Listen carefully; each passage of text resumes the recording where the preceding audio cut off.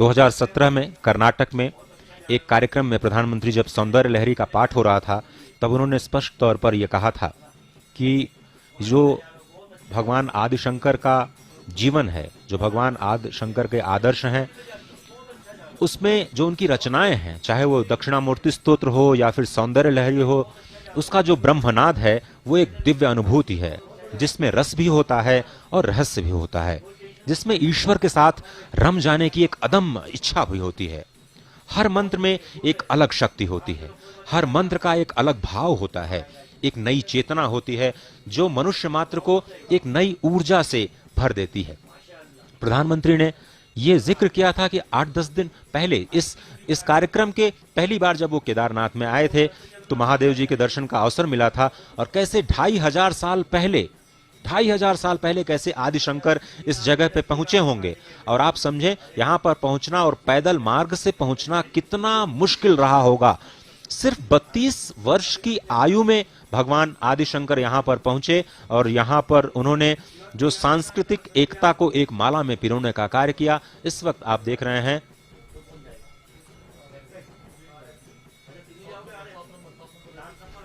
आदि शंकराचार्य की समाधि स्थल, अब उसके अनावरण का समय आ चुका है। और जिस तरह से हमने बताया कि 2013 में ये समाधि स्थल पूरी तरह से नष्ट हो चुका था, एक बार फिर से इसको बनाया गया और इस वक्त आप देख रहे हैं आपकी स्क्रीन पर पहली बार ये तस्वीरें पूरी दुनिया के सामने एक बार फिर से ये 15 फीट ऊंची प्रतिमा आदिशंकर की इस वक्त आपके स्क्रीन पर नजर आ रही है, जो अष्टकमल पर अवस्थित है। The 13 feet long, it is about 13 feet long statue of Adi Shankaracharya sitting atop the Shri Mantra, and there you see visuals from the top. The statue is made in black stone. Now the Prime Minister sitting there, this is the Samadhi Sthal that has been constructed new, is sitting on the edge of the Shri Mantra. Ajay, tell us, our viewers, about the importance of Shri Mantra. देखिए ये जो मंत्र है, आप भगवान आदि शंकर को अगर आप देखें तो उनका जो सर्वोच्च मंत्र कहा जाता है वो है मानस पूजा। और इस वक्त प्रधानमंत्री मानस पूजा ही कर रहे हैं, क्योंकि जब आपके पास कोई सामग्री नहीं होती है और कई बार ऐसी परिस्थितियां आ जाती हैं कि आप बिना सामग्री के पूजा करना चाहते हैं अपने आराध्य की, तो पूजा में जो मानस पूजा होती है उसको सर्वोत्तम पूजा कहा गया है। और इस वक्त आसन पर बैठ करके जो ध्यान पूजा में इस वक्त प्रधानमंत्री आपको नजर आ रहे हैं स्पष्ट तौर पर, ये आदिशंकर के सामने जो उनके मानस पूजा का जो रहस्य उन्होंने समझाया, जिसमें भगवान शिव का जो मानस पूजा मंत्र है वो बहुत ही महत्वपूर्ण है। मैं उसके कुछ श्लोक आपको बताता हूं।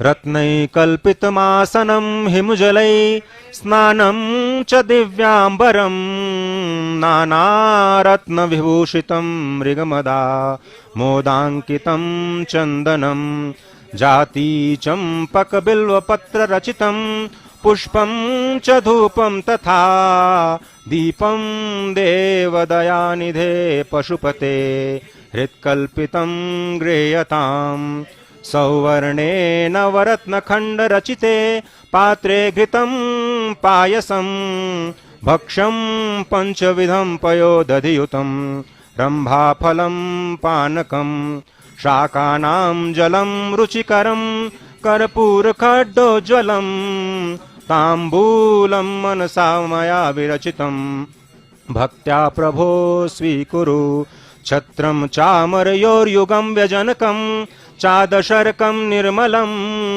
वीणाभेरीमृदङ्गकाहलकला गीतं च नृत्यं तथा साष्टांग प्रणतिस्तुतिर्बहुविधा ओ तत्समस्तं मया संकल्पेन समर्पितं तव विभो पूजां गृहाण प्रभो आत्मा त्वं गिरिजामतिः सहचरा प्राणा शरीरं गृहं पूजा ते विषयोपभोग रचना निद्रा समाधि स्थितिः संचारः पदयो प्रदक्षिण विधिः स्तोत्राणि सर्वा गिरो यद्यत् कर्म करोमि तत्तदखिलं शंभो तवाराधनं करचरणकृतं वाक्कायजं कर्मजं वा श्रवणनयनजं वा मानसं वापराधं विहितं वा सर्वमेतत्क्षमस्वं जय जय करुणाब्धे श्री महादेव शंभो जय जय करुणाब्धे श्री महादेव शंभो, जय जय करुणाब्धे श्री महादेव शंभो। ये जो मानस पूजा के मंत्र हैं वो भगवान आदिशंकर के जो रचनाएं हैं उनमें सर्वोच्च कहा जाता है। जिसमें मानस पूजा को पूजा में जैसे सर्वोच्च कहा जाता है, इसी तरह से जितनी भी रचनाएं हैं भगवान आदिशंकर की, जिसमें कनकधारा स्तोत्र बहुत ही महत्वपूर्ण है। माँ लक्ष्मी की आराधना करने के लिए उन्होंने बनाया, माँ शक्ति की आराधना करने के लिए उन्होंने सौंदर्य लहरी का पान किया। और इस वक्त आप देख रहे हैं वही मानस पूजा, शिव मानस पूजा, जिसके कुछ श्लोक मैंने आपके समक्ष रखे, उसका वो पूरे विश्व में प्रसिद्ध है ही। लेकिन मानस पूजा ये आप देख रहे हैं कि आदिशंकर की समाधि स्थल एक बार फिर से पूरी दुनिया के लिए अब एक नई ऊर्जा का कार्य करेगी। क्योंकि अगर भगवान शंकर की हम बात करें तो आध्यात्मिक परंपराओं को, जीवन पद्धति का शोधन करने को और अपने सटीक तर्कों के जरिए जो आने वाली पीढ़ियां हैं उसको गलत राह पर जाने से रोकने के लिए जो अलग अलग परंपराएं हैं उनको एक सूत्र में पिरोने के लिए आदिशंकर ने जो कार्य किया वो बहुत ही अद्भुत नजर आता है। भगवान आदिशंकर की अगर हम बात करें तो ये कहा जाता है कि सतयुग में जो भगवान शिव हैं वो दक्षिणामूर्ति स्वरूप में गुरु के रूप में प्रतिस्थापित होते हैं। वही गुरु जब त्रेता युग में आते हैं तो दत्तात्रेय स्वरूप में विश्व को ज्ञान विज्ञान देने का कार्य करते हैं। जब हम द्वापर युग में बात करते हैं तो महर्षि वेदव्यास जो हैं वो गुरु के रूप में कार्य करते हैं। और जब कलयुग या फिर जिस युग में हम अभी चल रहे हैं उसमें भगवान आदिशंकर ही जगत गुरु के रूप में प्रतिस्थापित हैं। भारत आदिशंकर ने आप ये कहें कि जन जागरण का इतना बड़ा कार्य किया है जिसने भारत को एकीकृत करने के लिए अपनी आध्यात्मिक व्यवस्थाएं दी। आध्यात्मिक व्यवस्थाओं की अगर हम बात करें तो जो चार धाम, जो पूरब में गोवर्धन मठ की स्थापना की गई है वो ऋग्वेद को स्थापित करती है। आप समझें कि ये जो चार धर्म दुर्ग आदिशंकर ने स्थापित किए भारत में वो चार वेदों से संबद्ध हैं। जो पूरब में गोवर्धन मठ बनाया गया वो ऋग्वेद से संबंधित है। जो पश्चिम में द्वारिका मठ बनाया गया वो सामवेद से संबंधित है। जो उत्तर में ज्योतिर्मठ बनाया गया वो अथर्ववेद से संबंधित है। और जो दक्षिण में श्रृंगेरी मठ बनाया गया वो यजुर्वेद से संबंधित है। इसके साथ ही जो दशनामी परंपरा सन्यासियों की शुरू की आदिशंकर ने, वो किस तरह से एक संकेत का कार्य करते हैं, कितने बड़े संदेश का कार्य करते हैं, वो भी मैं आपको समझाना चाहता हूं और कोशिश करूंगा कि मैं आपको समझा पाऊं सरल भाषा में। जो पूर्व में गोवर्धन मठ है वहां के जो सन्यासी होते हैं उनको अरण्य और वन कहा जाता है। उन सन्यासियों का जो एक है उपनाम जिसको कहा जाता है वो अरण्य वन है। उन सन्यासियों को ये आदेश प्राप्त था कि वो भारत के अरण्य और वनों की रक्षा करें। अरण्य और वन, वन वृहद होता है और अरण्य छोटा होता है, तो छोटे वन को आप अरण्य कहते हैं और बड़े अरण्य को वन कहते हैं। तो किस तरह से हमारी प्रकृति सुरक्षित रहे, भगवान आदिशंकर ने पूर्व में गोवर्धन मठ में जो सन्यासी बनाए उनको अरण्य और वन की सुरक्षा का कार्य दिया।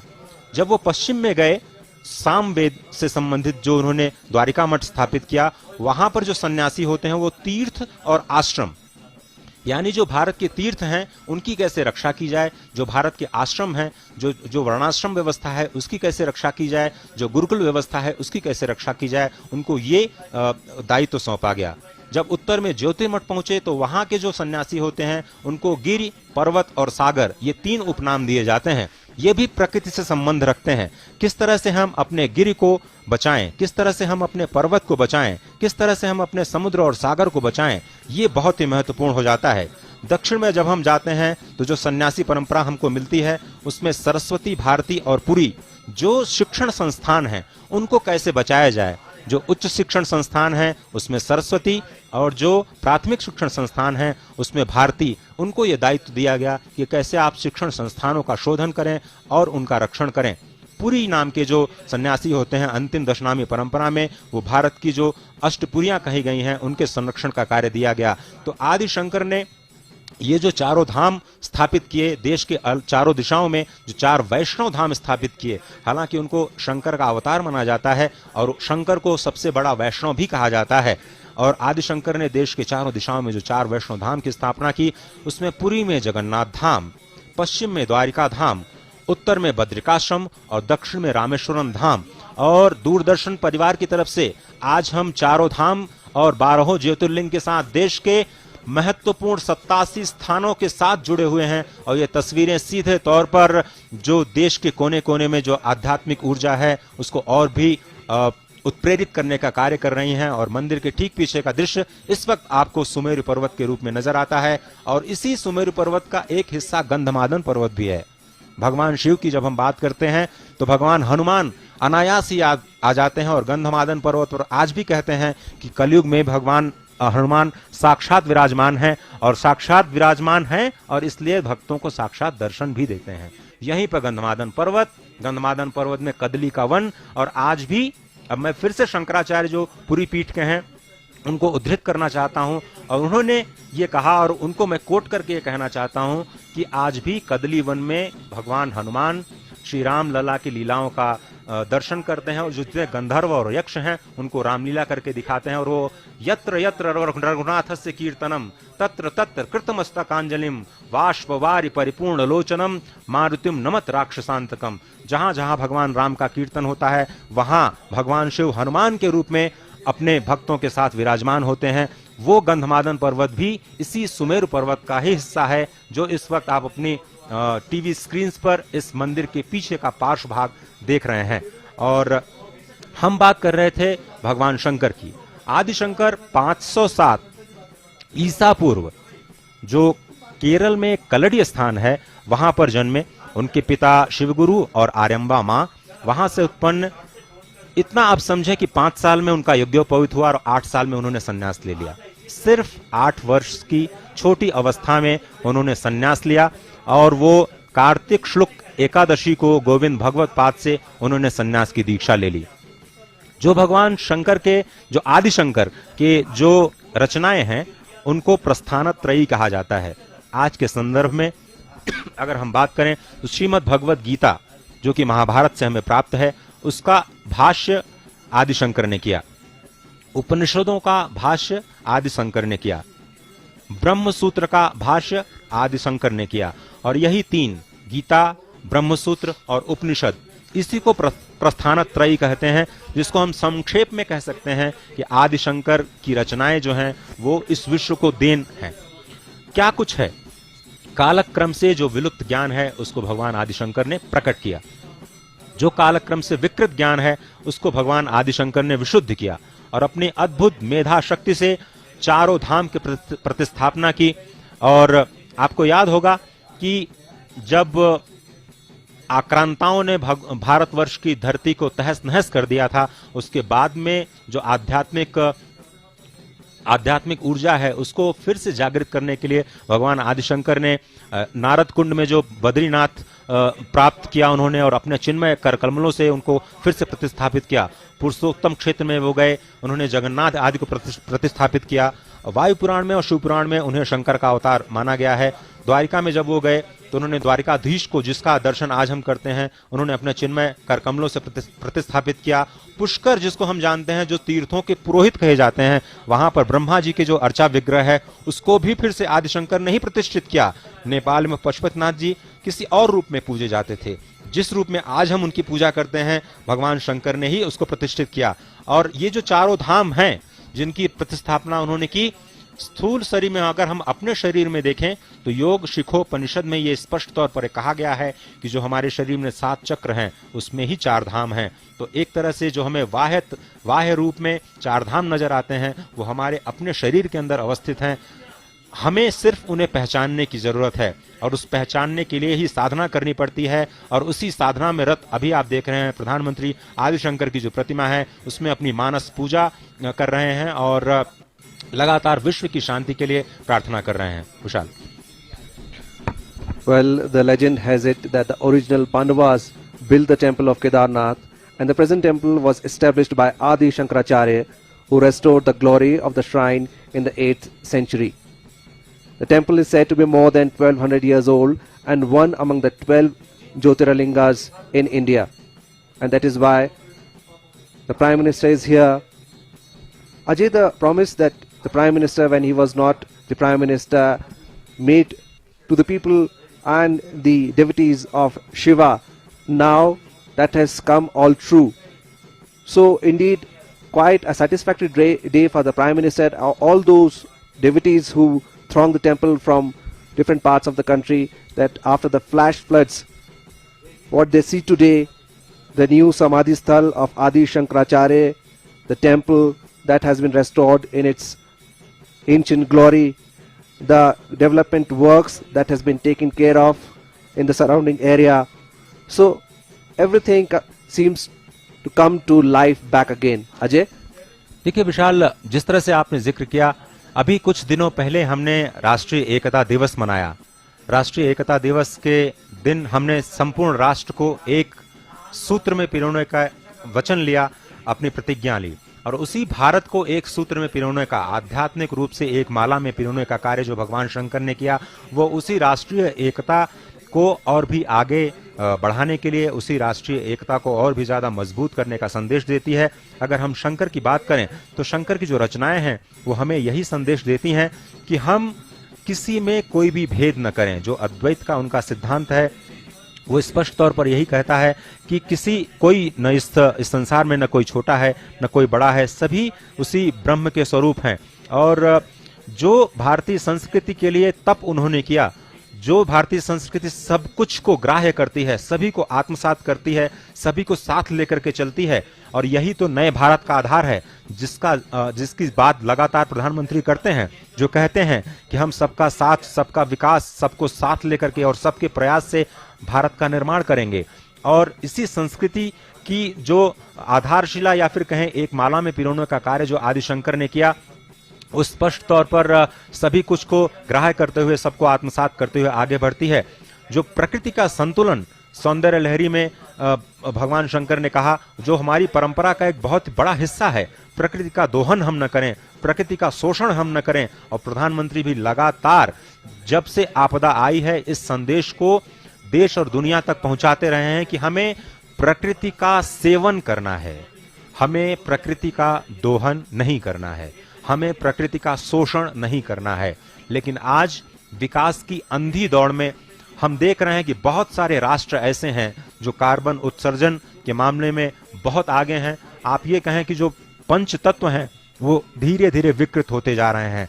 और जब क्षिति, जल, पावक, गगन, समीरा, जिसको हम कहते हैं 5 तत्व से हमारा शरीर बना है, अगर वो 5 तत्व प्रदूषित होते हैं, विकृत होते हैं, तभी प्रकृति में कहीं न कहीं आपको संकेत मिलते हैं कि प्रकृति किसी न किसी आपदा के रूप में मनुष्य को सिखाने का कार्य करती है कि मनुष्य को अपनी सीमा को समझना चाहिए, अपनी क्षमताओं को समझना चाहिए और अपनी आस्था को, क्षमता को, ऊर्जा को सकारात्मक दिशा में ले जाने का प्रयास करना चाहिए। प्रकृति का शोषण नहीं करना चाहिए। और यही वन, अरण्य, पर्वत, सागर, गिरि, आश्रम, तमाम सन्यासी परंपरा, जो 10नामी परंपरा भगवान आदि शंकर ने दी इस समाज को, इस देश को, इन्हीं प्रकृति के संरक्षण का एक बहुत बड़ा संदेश भगवान आदि शंकर देते हैं। राष्ट्रीय एकता का बहुत बड़ा संदेश भगवान आदि शंकर देते हैं। छोटी उम्र में जिस तरह से उन्होंने तीर्थाटन किया, पैदल तीर्थाटन किया, अपने शिष्यों को लेकर के तीर्थाटन किया, ये कहते हैं कि तीर्थाटन को कितना महत्व दिया उन्होंने, क्योंकि तीर्थाटन के जरिए भारत की अर्थव्यवस्था, भारत का पर्यटन, भारत की संस्कृति, एक दूसरे को जानने का जो उत्साह है वो नजर आता है। और यही हम स्पष्ट तरीके से आज के नए भारत में, नए केदार का जो स्वरूप हम देख रहे हैं, स्पष्ट तौर पर वही जो धारा है, वही ऊर्जा है जो आज नवीन रूप में, आपको अभिनव रूप में स्पष्ट नजर आती हुई दिखाई दे रही है। भगवान आदि शंकर के समाधि स्थल से अब बाहर आते हुए प्रधानमंत्री मानसिक पूजा करने के बाद इस वक्त आपकी टेलीविजन स्क्रीन पर। After performing puja at the Adi Shankaracharya Samadhi Sthal, Prime Minister coming out of the Samadhi Sthal, Ajay, you were mentioning about the conservation of the environment. India has been a signatory of the Paris Convention, and the Prime Minister recently addressed the world at the Glasgow meet, and India telling the world that world is a family, Vasudev Kutumbakam, and we all need to restore, we all need to save what has been gifted to us by nature. God has gifted us everything. We should use it but not destroy it. And India and the effort that has been taken by the Indian government under the leadership of Prime Minister Narendra Modi, the world has acknowledged that India is walking the talk, what promises it had made in the Paris Convention.